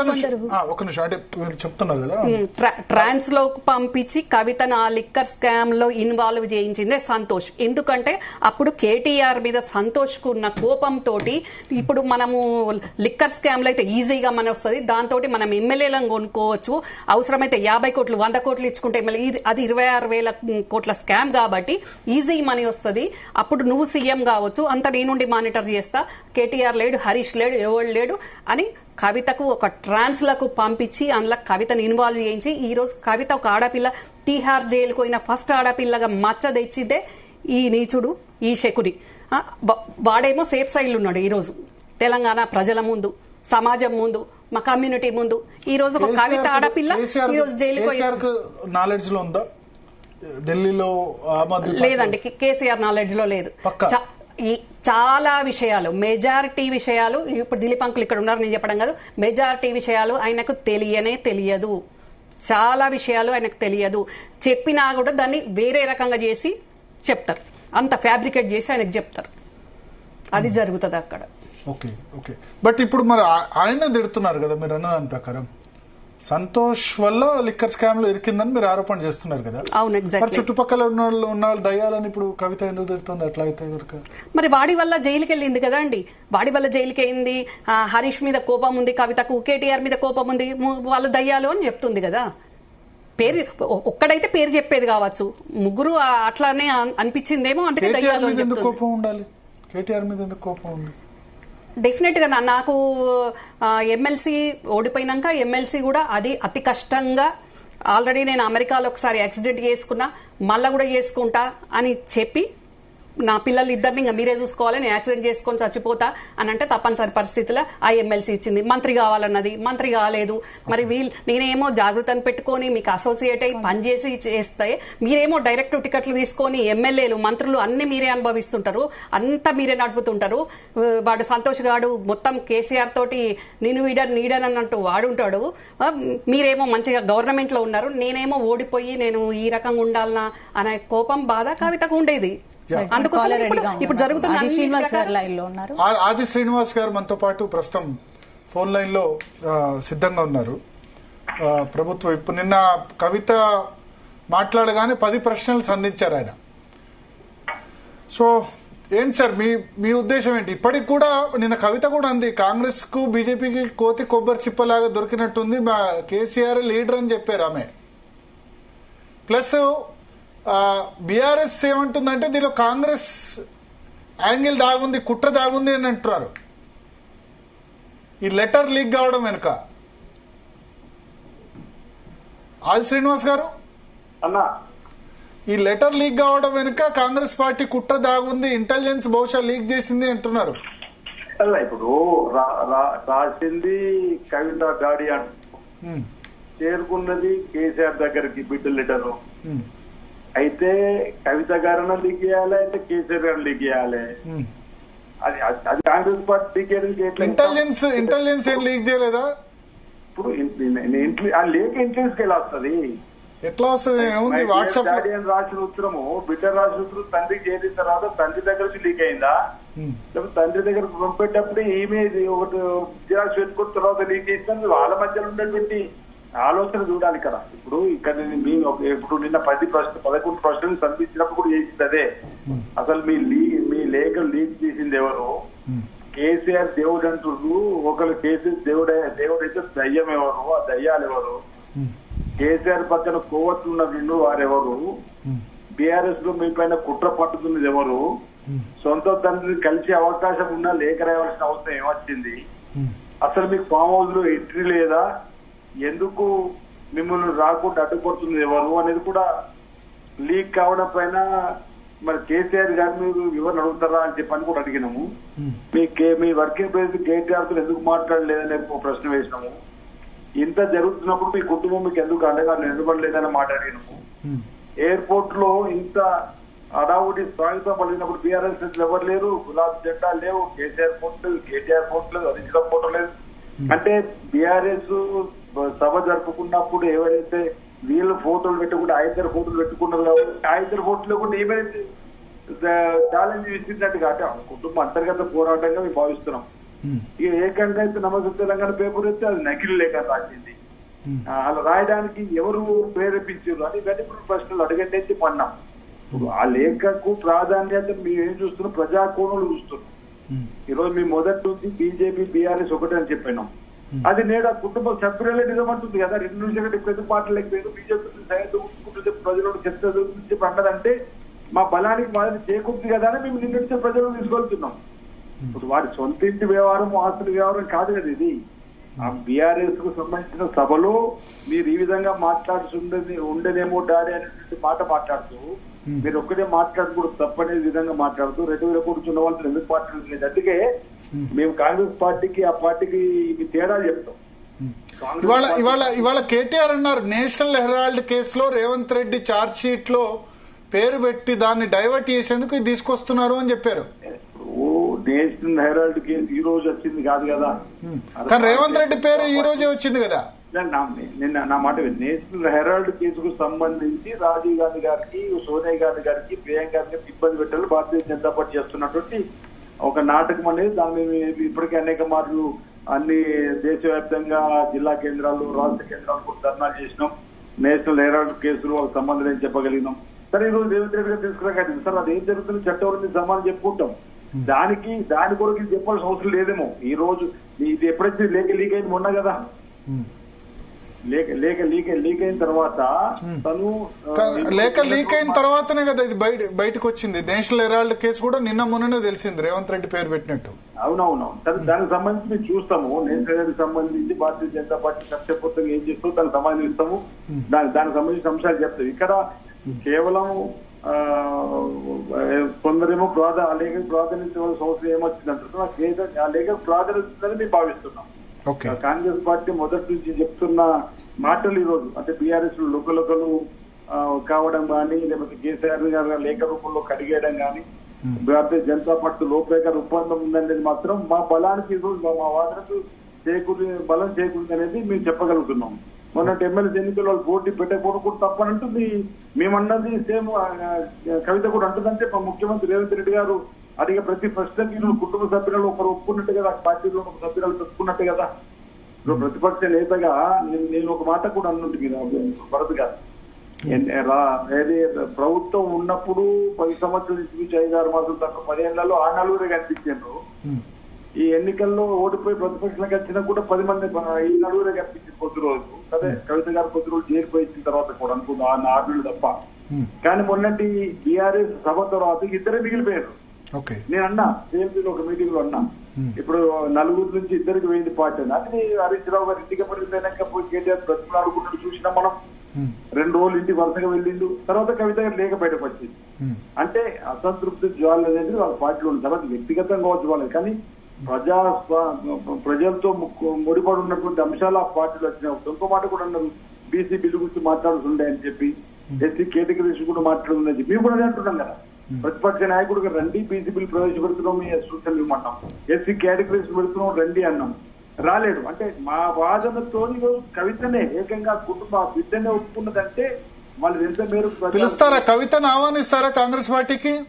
సరే అది కవితను ఆహ్వానించడం అనేది నా చేతులు లేదు. అదే all India Congress committee, Pradesh Congress committee చూసుకోవాల్సిన అవసరం. ఆమె ఏం చేయాలనుకుంటున్న ప్రజా సేవలో ఉండాలి, ప్రజా జీవితం ఉండాలనుకుంటున్నప్పుడు అది ఆమె నిర్ణయం. మీ పర్సనల్ ఒపీనియన్ ఏంది, మీ వ్యక్తిగత ఒపీనియన్ ఏంది? నా పర్సనల్ ఒపీనియన్ లో కాంగ్రెస్ ఆహ్వానిస్తున్నది నేను అనుకోను. మరి అది ఏం జరుగుతుందో చూడాలి. Okay okay, thank you Srinivas గారు. సో రమ్య గారు, మీరు కాంగ్రెస్ పార్టీలో ఉన్నారు, ఆహ్వానిస్తారా కవితను? కాంగ్రెస్ పార్టీలో ఎవరు పనిచేస్తామన్నా వాళ్ళకి వాళ్ళు వచ్చినప్పుడు ఆహ్వానించడం కాదు, వస్తామన్న వాళ్ళను వద్దన. మీకేమవుతారు మరతల్లా? మీకు సోదరా, సిస్టరా? సిస్టర్, చెల్లెలు ఆహ్వానిస్తారా? నేను ఆహ్వానించడం ఏంటండి, కవిత స్వచ్ఛందంగా నేను కాంగ్రెస్ పార్టీలో జాయిన్ అవుతానంటే కాంగ్రెస్ లో ఎవరు వచ్చినా గానీ పని చేయడానికి అభ్యంతరం ఏముంటది అందులో? అంటే ఇప్పుడు మీ ఉద్దేశంలో ఇది వేరే కుంపట్టి పెట్టేంత వరకు వెళ్తుందా? బీఆర్ఎస్ నుంచి బయటకు వచ్చే వరకు వస్తుందా? కేసీఆర్ యాక్షన్ తీసుకుంటారంటారా? ఆయన మనస్తత్వం చిన్నప్పటి నుంచి తెలిసిందానిగా. డెఫినెట్ గా అవకాశాలు ఉన్నాయి. అది కవిత కూడా మొండియే. కేసీఆర్ గారు అంతకంటే అధినేత సహిస్తారా? కవిత అంటే కవిత మొండి, కేసీఆర్ కంటే మొండి? కేసీఆర్ కంటే కాదండి, మొండి అని చెప్పాను. కేసీఆర్ కంటే మొండి ఎవరు ఉంటారు? కానీ ఇప్పుడు కేసీఆర్ గారు పరిశీలించుకుంటే, సవరించుకుంటే, నేను చెప్పుతున్న అప్పంచెలు చూసుకుంటే కూడా ఈ రోజు కవిత మాట్లాడే పరిస్థితి ఉండకపోతుండే. కవిత కూడా 10 సంవత్సరాల్లో మాట్లాడితే బాగుండేది. ఇప్పుడు మాట్లాడిన అంశాలన్నీ కూడా ఇప్పుడు కవితకి ఇబ్బంది అయ్యేసరికి ఇప్పుడు వచ్చి మాట్లాడుతుంది. కానీ పార్టీకి రిజైన్ చేసో, ఎమ్మెల్సీకి రిజైన్ చేసో వచ్చి బయటికి వచ్చి మాట్లాడితే ఇంకా ప్రజలందరూ కూడా రిసీవ్ చేసుకునే వాళ్ళు, అది వేరే రకంగా ఉండేది. ఇప్పుడు కవిత ఏదైతే లేఖ ఇచ్చింది, లేఖ ఇవ్వడంలో అక్కడ అపాయింట్మెంట్ దొరికి మాట్లాడే పరిస్థితి లేదు కాబట్టి అక్కడ లేఖ ఇచ్చింది కదా, తను చెప్పాలనుకున్నది ఎక్స్ప్రెస్ చేసింది. అపాయింట్మెంట్ ఏముంది, డైరెక్ట్ గా ఇంట్లో డైరెక్ట్ గా వెళ్ళే యాక్సెస్ ఉంది కదా అపాయింట్మెంట్. అక్కడ ద్వారపాలకుడు ఉన్నాడని చెప్తున్నాం కదండి, మేము కల్లారా చూసిన వాళ్ళం కదండి అక్కడ సిచ్యువేషన్ ఏంది అని. భరత్ గారు మీలాంటి వాళ్ళకి తెలియదు కానీ దిలీప్ అంకుల్ లాంటి వాళ్ళు, దిలీప్ అంకుల్ కూడా మా కుటుంబ సభ్యులు లాంటి వాళ్ళే కదా. తన డైరెక్ట్ కేసీఆర్ తో అందరూ మాట్లాడలేరు కాబట్టి అక్కడ ఉన్న పర్సన్ సంతోష్ గారికి కాల్ చేసేవాళ్ళే, మా ఫ్యామిలీకి అవసరం లేదు. ఇప్పుడు కుటుంబ సభ్యులకైనా బయట వాళ్ళకైనా డైరెక్ట్ కేసీఆర్ డైరెక్ట్ ఫోన్ ఉండదు, ఫోన్ అవసరం లేదు కదా, డైరెక్ట్ గా వెళ్ళిపోవచ్చు కదా. ఫోన్ ఇంట్లో కేసీఆర్ లోపల ఖాళీగా ఉన్నా కూడా పడుకున్నారనో బుక్ చదువుతున్నారనో ఆయన మూడు మంచలేదనో చెప్తాడు అతను. తెలుసు అంకుల్ అట్లా జస్ట్ లైక్ దట్ వాకింగ్ చేయడానికి వాళ్ళకి ఇద్దరికి ఉండదు, కుటుంబ సభ్యులు ఉండదు. అంటే ఆయన టాబ్లెట్ చేయలేడు, చెప్పి పంపించాలి తప్ప చెప్పి రావాలి వాళ్ళైనా సరే, ఎవరైనా సరే. ఎందుకంటే మీరు ఢిల్లీలో అయినా అంతేనా ఎవరైనా సరే ఎప్పుడు అప్పటి నుంచి అదే యాటిట్యూడ్, అది మొదటి నుంచి కూడా అదే యాటిట్యూడ్. కలవాలనుకుంటే కలుస్తాడు తప్ప. ఇంతకుముందు ఎగ్జాంపుల్ చెప్పారు మీకు, అంత సీరియస్. ఇప్పుడు సామాజిక తెలంగాణ ఎజెండాగా కవిత ముందుకెళ్తున్నారు కదా, ఒకవేళ కవిత బీఆర్ఎస్ పార్టీలోనే ఉంటూ సామాజిక తెలంగాణ అంశాన్ని లేవనెత్తితే అధిష్టానం ఒప్పుకుంటున్నా, బీఆర్ఎస్ ఒప్పుకునే వాళ్ళిద్దరిదే ఫోటోలు పెట్టుకుని కొడుకును ప్రమోట్ చేశాడు కదా మొన్న అంత పెద్ద సభలో. మళ్ళీ ఇంకా ఇక్కడ సామాజిక తెలంగాణ వర్కింగ్ బ్రాండ్ ప్లేస్ లో ఒక బీసీనో ఎస్టీనో ఎస్సీనో వెళితే ఇప్పుడైనా ప్రజలు నమ్ముతారు. కొడుకునే ప్రమోట్ చేస్తున్నాడు కదా. ఓపెన్ గా పీఎంకే 60 అడిగాడు, పీఎం చెప్పాడు, ప్రధానమంత్రి చెప్పాడు నా కొడుకుని సీఎం చేద్దాం అనుకుంటున్నాను, కేసీఆర్ చెప్పాడు, నేను వద్దని చెప్పా, ఈ ఫ్యామిలీ రూల్ కరెక్ట్ కాదని చెప్పారు. ప్రధానమంత్రి స్వయంగా హైదరాబాద్ చెప్పాడు. సో ఆయన ఉద్దేశంలో అతన్ని ప్రమోట్ చేద్దాం అనుకుంటే తప్ప హరీష్ను కవితను చేసే ఆలోచన లేడు. అందరికీ తెలుసు వాడు ఇటువైపు మొగేడని. ఆ కారణం చేత అసంతృప్తి ఉండొచ్చు, ఆమెకున్న పర్సనల్ ప్రాబ్లమ్స్, ఫ్రస్ట్రేషన్ ఇంతకుముందు అన్నట్టు ఈ కారణాల చేత ఆమె ఇదంతా. ఎందుకని ఉత్తరాలు అంతకుముందే 10 రాసిందట, ఏం రాసిందో అవి కూడా లీక్ చేస్తే మాకు అర్థం కాదు. ఇదే సీక్వెన్స్ రాసి ఉంటుంది, అవన్నీ కూడా తన బాధలన్నీ ఏకరువు పెట్టి ఉంటుంది. సార్ ఇప్పుడు మీరు చెప్పిన దాని ప్రకారం చూస్తే గనక, సో కేసీఆర్ చాలా మంది కుటుంబ పాలిటిక్స్, కుటుంబ రాజకీయం అంటారు కదా, సో ఆయన చాలా అందరినీ రిజర్వ్ లోనే పెడతాడు కదా, కొడుకైనా కూతురైనా, ఒకటి కొడుకైనా కూతురైనా అందరూ రిజర్వ్ లోనే పెడతాడు కదా, ఎవరైనా సమానం అన్నట్టుగా. ఇప్పుడు ఒక ప్రాపగాండ ఏంటంటే కేసీఆర్ అపాయింట్మెంట్ ఇవ్వడు, కలవడు అని అంటారు. కొడుకు కూతురు కూడా సేమ్ అదే లా అప్లికేబుల్ చేసినప్పుడు మనం దాన్ని ఎట్లా తప్పు పెడతాం? ఇప్పుడు ఇంతకుముందు కేసీఆర్ యాటిట్యూడ్ అందరితో సమానంగా ఉన్నట్టు, కుటుంబం ఒకలా, కుటుంబానికి ఒకలా, బయట వాళ్ళకు ఒకలా లేదు. 2001 నుంచి ఉద్యమంలో అగ్రస్థానం నుండి పోరాడే వాళ్ళు చాలా మందిని ఆయన వదిలేసి వెళ్ళిపోయాడు. కొందరినే సెలెక్ట్ చేసుకున్నాడు. సెలెక్ట్ చేసిన క్రమంలో అవకాశం తనకు అధికారం తన చేతిలో ఉన్నప్పుడు కొందరిని ఫేవర్ చేశాడు. దానికి ఇన్ఫ్లుయెన్స్ చేసిన వాళ్ళు ఎవరో ఉంటే ఉండొచ్చు అనేప్పటి ఆయన. కానీ అది జరిగిన సందర్భంలో అది ఒక కుటుంబ పార్టీకినే ప్రొజెక్ట్ అయింది, లేదా తనకి ఎవరు అనుకూలంగా ఉన్నారో వాళ్ళకే ఆయన పదవులు ఇచ్చాడు, అందరాలు ఎక్కిచ్చాడు. మీలాందరూ ఆయన చెప్పినట్టు డాక్టర్ విజయరామరావు కావచ్చు, చంద్రశేఖర్ కావచ్చు, చనిపోయిన రెహమాన్ కావచ్చు, చనిపోయిన సుదర్శన్ రావు కావచ్చు, అంతా రాళ్లు మూసిన కూలీలు, including myself, Ramya and Madhu, వాళ్ళ హస్బెండ్ పేరు మధు. మీ అందరం కూడా మరి ఒక్కొక్క సందర్భంలో మళ్ళీ దూరం పెట్టారు కదా. కానీ ఈయనకి అవకాశం ఇచ్చాడు కదా మంత్రి రవీంద్ర నాయక్ గారు. పావు కూడా మరి ఒకప్పుడు ఎంత పోరాడు. వీళ్ళందరినీ పక్క పెట్టి క్రమక్రమంగా తన ఎవరైతే ఆ బంధువులు ఉన్నారో వాళ్ళకే ఎక్కువ బంధువులు. మళ్ళీ సంతోష్ కోటరి, పోచంపల్లి శ్రీనివాస్ ఎవరండి? Santosh classmate, Santosh friend. ఆయన నువ్వు పార్టీ, స్టేట్ పార్టీకి జనరల్ సెక్రటరీ, మళ్ళీ ఎమ్మెల్సీ చేస్తారు. ఇప్పుడు సంతోష్ కోటర్లో కీ రోల్ ఉంటాడు. గుడిసెక్ కూడా లేని వాళ్ళు ఈ రోజు కేటీఆర్ కూడా ఫ్రెండే కదా, పోచంపల్లి శ్రీనివాస్ రెడ్డి క్లాస్మేటే కదా. కేవలం సంతోష్ కోటాలో వేస్తున్నారు మీరు. డెఫినెట్ గా సంతోష్ కోటానేనండి. ఇప్పుడు సంతోష్ కు సంబంధించిన బినామీ ల్యాండ్ బ్యాంక్ అంతా కూడా ఈ పోచంపల్లి శ్రీనివాస్ రెడ్డి పేరు మీద ఉన్నాయండి. అవి మాకు తెలుసు కదండి. ఓకే, సో అంటే దిలీప్ గారు ఒకటి క్లియర్ గా, ఇప్పుడు కేసీఆర్ వ్యక్తిత్వం తెలిసిన వాడిగా, అత్యంత అబ్జర్వ్ చేసిన వాడిగా, ఇప్పుడు ఏం జరుగుతుంది? కవిత మీద యాక్షన్ తీసుకునే అవకాశం ఉందా? యాక్షన్ ఏముండదు అసలు. కేసీఆర్ పట్టించుకోడు అవుతురాని. బట్ ఈమె ఫ్రస్ట్రేషన్ పెరిగి, ఎందుకంటే నిప్పు అంటుకుంది కదా, రమే చెప్పినట్టు తన సొంత కుప్పడి పెట్టుకునే అవకాశాలు ఉన్నాయి. ముండిదే సక్సెస్ ఫెయిల్యూర్ పక్క పెట్టాడు. చాలా మంది మొదలు పెట్టారు, ఫెయిల్ అయ్యారు. ఎవరు సక్సెస్ అవుతారో ఎవరు పోతారో మనం చెప్పలేం కదా. నినాదం సామాజిక తెలంగాణ, బహుజనులకు రాజ్యాధికారం, కానీ దాన్ని చేసేది అప్పర్ కాస్ట్ పర్సన్ అయినప్పుడు బహుజన్. ఆమె ఒక సెక్రటరీ జనరల్ ఉండి అధ్యక్షుడిని వీళ్ళందరినీ కూడా ఎస్సీ ఎస్టీ బీసీలు పెడుతుందేమో, మనకేం తెలుసు. ఆమె ఏదైనా ప్రకటిస్తే అర్థమవుతుంది. తనే చైర్మన్ ఉండాలని కోరుకోవట్లేదేమో. అప్పుడు వెనక ఉండి నడిపించి ఫండింగ్ కూడా చేసింది అనుకో, పాలిటిక్స్ లో కావాల్సిన ఫండింగ్ కదా. మీరు చెప్పే సక్సెస్ఫుల్ వరంగల్ సభ ఏంటి, ఒక్కోడు 10,500 ఇచ్చారు, సీసా ఇచ్చారు, ట్రాన్స్పోర్ట్ ఇచ్చారు. మీరు కూడా అంత ఖర్చు పెట్టండి, దానికంటే డబుల్ ప్రజలు వస్తారు. అంటే నేను అనేది ఇక్కడ కవిత ఇప్పుడు ఇక్కడ కంటే ఎక్కువ ఆశించి అయితే పోవట్లేదు కదా, ముఖ్యమంత్రి కావాలని అనుకుంటుందేమో, ఇక్కడ నెంబర్ 1 కావాలనుకుంటుందేమో. మీరు అన్నట్టు అది అక్కడ బహుజన పార్టీ లేకపోతే ఏదో పేరు చెప్తున్నారు, బీఆర్ఎస్ అంటే బహుజన రాజ్య సమితి అని కూడా చెప్తున్నారు. పెడితే గనక అక్కడ ఆ పార్టీ పెడితే గనక దానిలో వేరే వాళ్ళకి అధికారం ఇచ్చిన తర్వాత వేరే వాళ్ళు ముఖ్యమంత్రి అవుతారని ఆమె చెప్తే ఇక్కడ నుంచి బయటకు వచ్చే లాభం అల్టిమేట్. ఆమె ఒక కుంపటి పెడుతుందన్నా కానీ ఆమె ముఖ్యమంత్రి ఏదని అనలే. సామాజిక తెలంగాణ అని అంటుంది కాబట్టి వేరే వాళ్ళు కూడా ఈక్వల్ గా ట్రీట్ చేస్తే కొంతవరకు కొంత ప్రోగ్రెస్ ఉంటుంది తప్ప, ఇప్పటికిప్పుడు కవిత పార్టీ పెట్టో లేదా ఈవెన్ హరీష్ బయటపోయి పార్టీ పెట్టో లేదా కేటీఆర్ బయటపోయి పార్టీ పెడితే అది బీఆర్ఎస్ లెవెల్లో ఉద్యమ నేపథ్యంలో వచ్చిన పార్టీ లెవెల్లో షైన్ కాదు. అవకాశం లేదు ఇక్కడ. సో ఆ కారణం చేత ఇది ఎక్స్పెరిమెంటే అవుతుంది తప్ప ఒక గీత గీసినట్టు ఏ రాజకీయ పార్టీ కూడా పోదండి బాబు. అప్పటి ఉద్యమ నేపథ్యం వేరు. ఆ టైంలో కేసీఆర్ యాక్సెప్ట్ చేసి కేసీఆర్ యాక్షన్ తీసుకోవడా, నాకేదో డౌట్. పిలుచుకొని ఇప్పుడు చెప్తాను, ఇదే వేరే వాళ్ళు చేస్తే ఆయన పిలిపించుకొని ఇవన్నీ మర్చిపో కొన్ని రోజులు కామ్ కూడా నేను చూసుకుంటా అంటే అని ఉండొచ్చు. ఆ తర్వాత ఇవి కూడా కామ్ అయిపోతుంది. ఇది May 1 తర్వాత కూడా ఒకసారి కలిసే ప్రయత్నం చేశారు కానీ కలవలేదు, అందుకనే ఇట్లా ఆమె ఎమోషనల్ గా. ఇప్పుడు ఉత్తర రాసి ఇంకో 6 నెలలు కలవడు ఆయన సైకాలజీ, ఇంకో 6 నెలలు కలవడు. 6 నెలల అపాయింట్మెంట్, సైకాలజీ 6 నెలల తర్వాత పిలుస్తాడా? కలవడం కాదు, మాట్లాడడం కూడా మాట్లాడు. అసలు మీకు జోక్ తెలుసా, నేను అన్నేళ్లు పనిచేశాను దగ్గర. సాయంత్రం 6 తర్వాత కవిత గాని, ఆయన భార్య గాని, కేటీఆర్ గాని, హరీష్ గాని ఎవ్వరు కూడా రూమ్ లో రాగానే చూడలేదు. 6 PM దాటితే ఎవరు రావడానికి వీలే లేదు. నేను చూడలేదు అసలు 6 years వాళ్ళు రారు. ఏ పనున్నా మార్నింగ్ అవకాశం ఉంటే మాట్లాడిపోవడమే తప్ప after 6 they never date enter into room.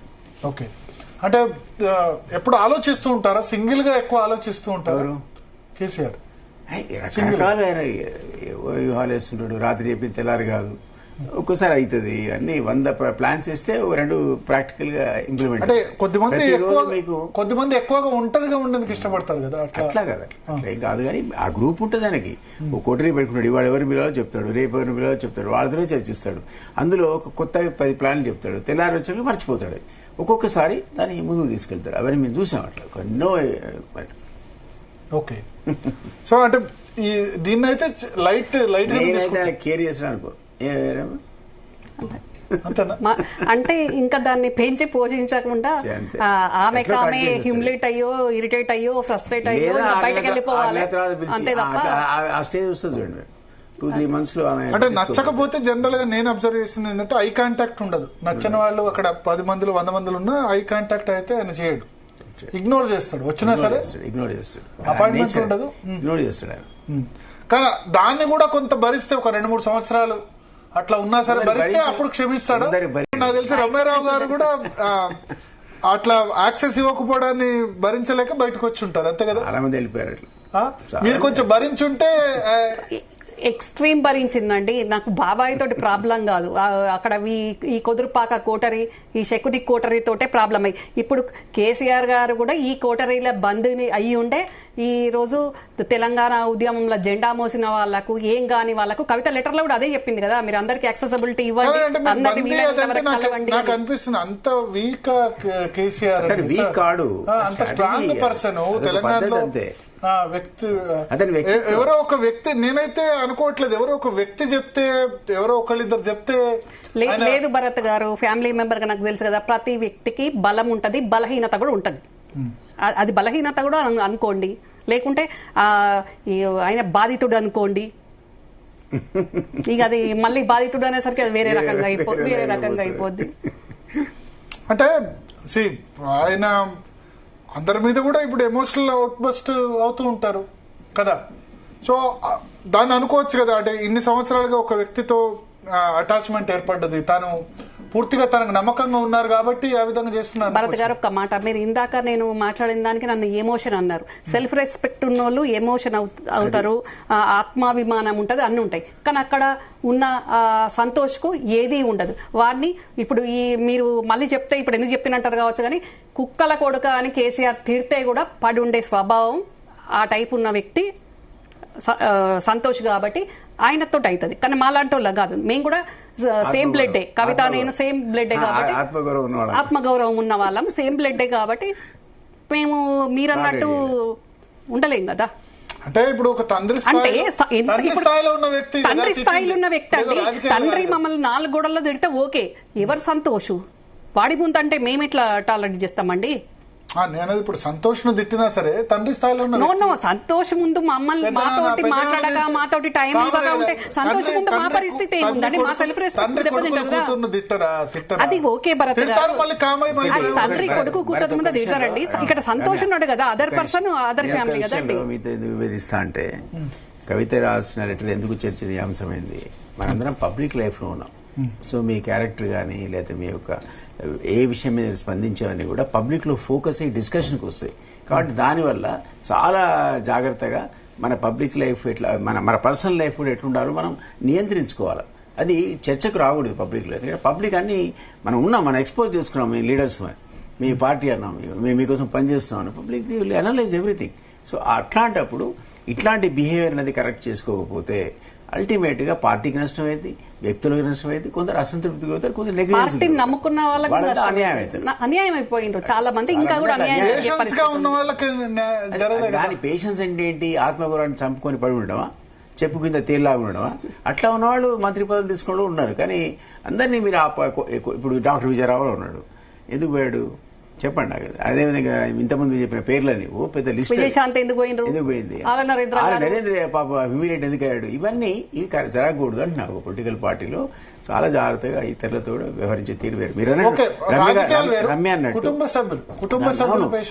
అన్నట్టు 4 గోడల మధ్య నువ్వు రమ్యని తిట్టు, సంతోషం తిట్టు, కేటీఆర్ తిట్టు, అది వేరే విషయం.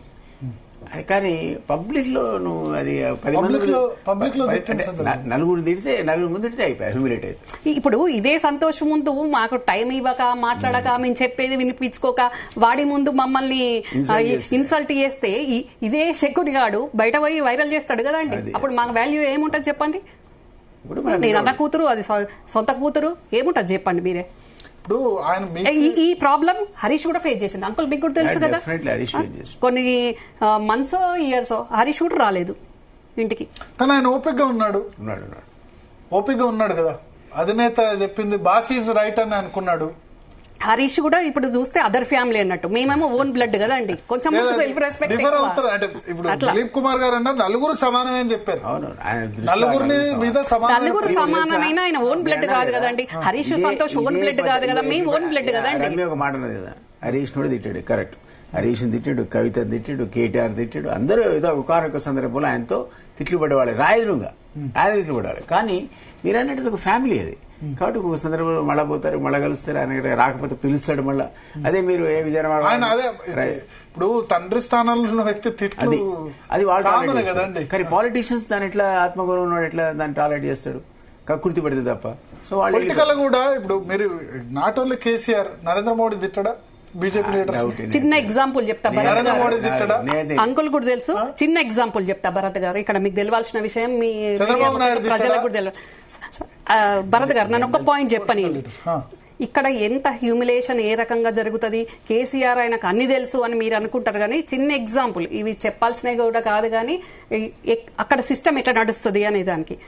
ఇప్పుడు నా పెద్ద కొడుకు Ritish NSA state vice president. బాబు చిన్నగా ఉన్నప్పుడు మా ఇంట్లో అంకుల్ కూడా డైనింగ్ టేబుల్ మీద 100 సార్లు తిన్నారు నందినగర్ ఇంట్లో.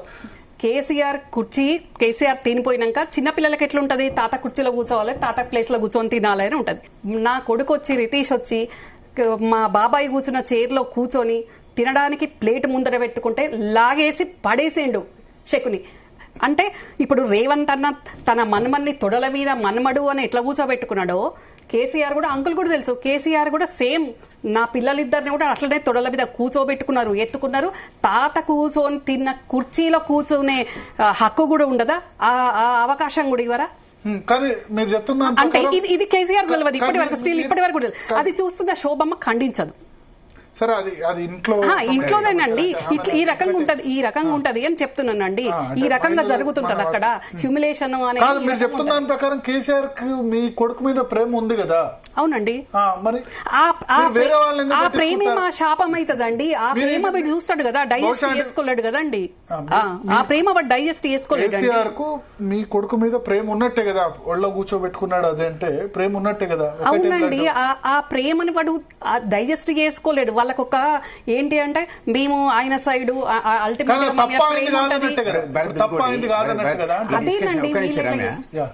కొద్ది పర్సనల్ వెళ్ళిపోయింది. కానీ ఇంకో ఎగ్జాంపుల్ చెప్తాను. ఎట్లాంటి ఎగ్జాంపుల్ అంటే, నన్ను రోజు కేసీఆర్ పిలిచి అన్నాడు, దిలీప్ వీడు రోజు ప్రెషర్ పెడుతున్నాడు నా మీద. ఎవరు? కేటీఆర్. ఈ రాష్ట్ర ప్రధాన కార్యదర్శి చేయమంటున్నాడు. ఇక్కడ కొద్దిగా అక్కడక్కడ నిరసన స్వరాలు వినపడుతున్నాయి, వీళ్ళందరినీ విడివిడిగా మాట్లాడి కన్విన్స్ చేయన్నాడు. అప్పుడు ఈయనను ప్రధాన కార్యదర్శి పోస్ట్ కూడా జయశంకర్ గారు అపోజ్ చేశారు, తర్వాత చంద్రశేఖర్ అపోజ్ చేశారు, విజయరావు అపోజ్ చేశారు. ఇది ఉద్యమ పార్టీలో ఇట్లా ఫ్యామిలీ పెట్టుకోవద్దంటే మేము విడివిడిగా అందరితో మాట్లాడి కన్విన్స్ చేస్తే అట్టెట్టుంటుందని కూడా అన్నారు.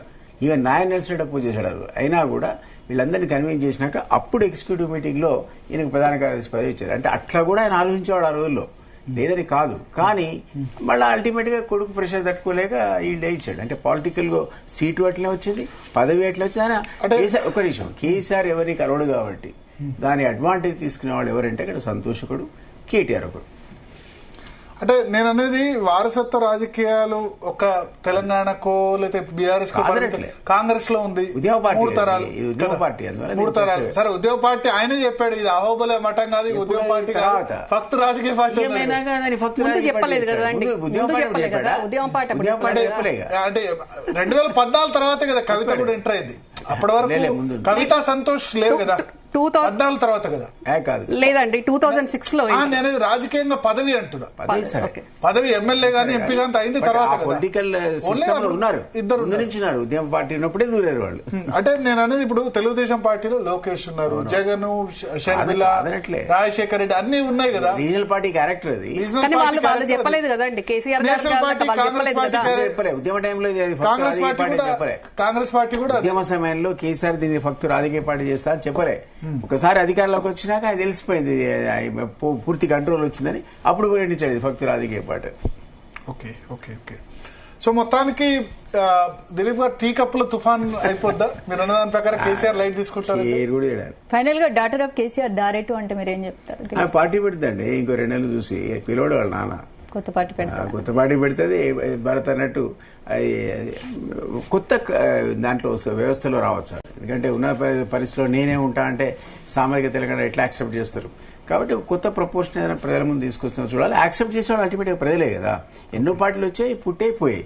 ఆమె అట్లే పుట్టి పోద్దామో తెలియదు, లేదా కాన్సెప్ట్ వేరైతే కొంత ఆదరణ ఉంటే ఉండొచ్చు. Okay okay. Thank you Dilip గారు, రమ్యారావు గారు, రాణి రుద్రరావు గారు, ఆది శ్రీనివాస్ గారు. సో స్పందన మొత్తానికి చూడాలి కవిత మూవ్ ఎట్లా ఉంటుంది. 24 hours అయింది ఎగ్జాక్ట్లీ కవిత స్టేట్మెంట్ చేసి. బీఆర్ఎస్ పార్టీ నుంచి అయితే అధికారిక రియాక్షన్ రాలేదు. మార్నింగ్ కేటీఆర్ ప్రెస్ మీట్ పెట్టి వేరే నేషనల్ హెరాల్డ్ గురించి మాట్లాడారు. తర్వాత ఒక పార్టీలో ఇట్లా చాలా మంది కేసీఆర్ కు లేఖలు ఇస్తారు, ఆ ఇచ్చే స్వేచ్ఛ ఉంది. అయితే ఒకటి, ఆ లేఖలు ఇచ్చే వాళ్ళు కూడా బహిరంగంగా మాట్లాడకుంటే మంచిది.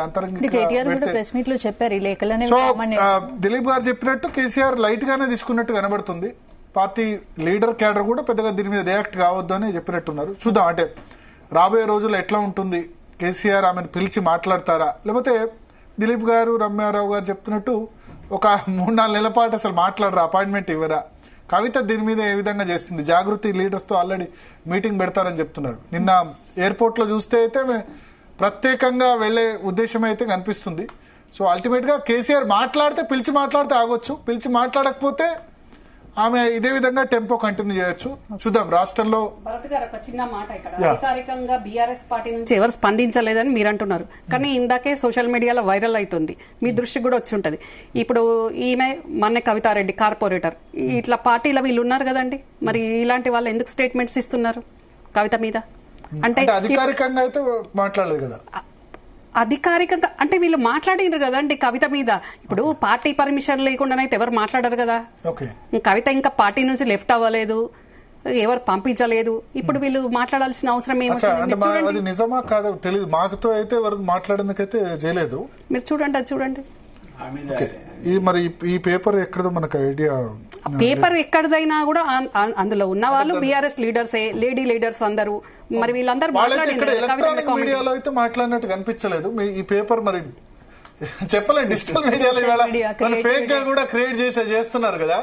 సో అదని అనుకుంటాను. మీరు చెప్పిన పేపర్ అయితే లేదు, తెలుగు స్క్రైబ్ ఉంది, మీరు అన్నట్టు తెలుగు స్క్రైబ్ ఉంది కానీ అది తెలంగాణ స్క్రైబ్ అని ఉంది. అది కరెక్టే భరత్ గారు, మీరు అన్నట్టు కావచ్చు. ఇది సోషల్ మీడియాలో మీరు కావచ్చండి, కాంగ్రెస్ కూడా కావచ్చు. ఎందుకంటే మొన్న కవిత లెటర్ ఫస్ట్ ఆపన్న హస్తం హ్యాండిల్ లో వచ్చింది ఫస్ట్. నో కాంగ్రెస్ పార్టీకి సంబంధం లేదండి కవిత లెటర్ తోటి. అది కవిత రిలీజ్ చేసిందా, బీఆర్ఎస్ నుంచి ఎవరు రిలీజ్ చేసిండ్రా అనేది క్లారిటీ ఇవ్వాలి. కానీ మీరు కాంగ్రెస్ కు అంటగట్టకండి, కాంగ్రెస్ కు సంబంధం లేని విషయం అది. థ్యాంక్ యూ దిలీప్ గారు, రమ్యారావు గారు, రాణి రుద్రమ గారు అండ్ ఆది శ్రీనివాస్ గారు. సో మొత్తాన్ని స్పందన క్లియర్ గా ఉంది, క్లియర్ కట్ అయితే. 24 అవర్స్ గా ఎటువంటి రెస్పాన్స్ అయితే అధికారికంగా రాలేదు. చూద్దాం, కేసీఆర్ పిలిచి తన కుమార్తెతో మాట్లాడతారా, ఆమె ఇదే విధంగా టెంపో కంటిన్యూ చేస్తారా, ఏ విధంగా కవిత గమనం ఉంటుంది, రాష్ట్ర రాజకీయాలు ఏ విధంగా ఉంటాయనేది చూడాల్సి ఉంది.